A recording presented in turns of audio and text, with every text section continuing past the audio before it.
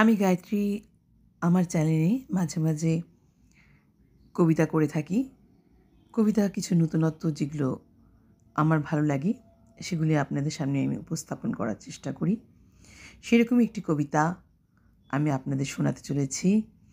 কবি দেবেশ ঠাকুরের জ্যোতির্ময়।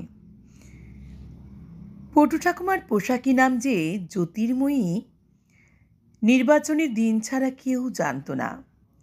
গ্রীষ্মের দুপুরের মতো শূন্য শিথির বিপুল বৈধব্য নিয়ে কত মায়াবী সকাল মুছে যায়, কেটে যায় কত নিস্তরঙ্গ ভোর।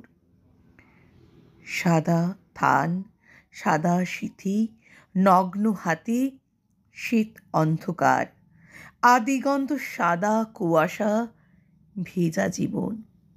তবু পটু ঠাকুমার রং ভালোবাসত।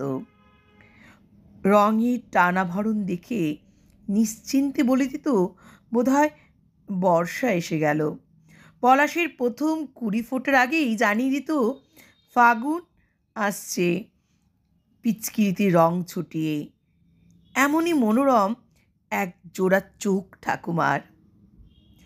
ওপাড়া থেকে নন্দু এসে বসত ঠাকুমার দাওয়ায়।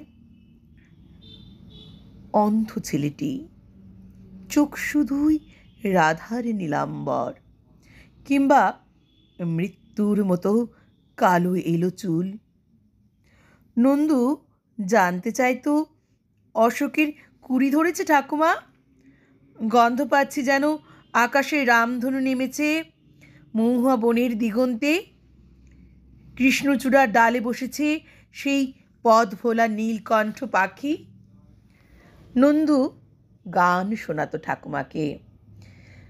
আছে সে নয়ন তারায় আলোক ধারায়, তাই না হারায়। ঠাকুমা ভাসত চোখের জলে। আলোক ধারা যে চোখেও দেখলি না বাপ? দেখলি না কালো মেঘের কোলে সাদা বক ভেসে গেছে? তুলি খুঁজে পান না যামিনী রায়।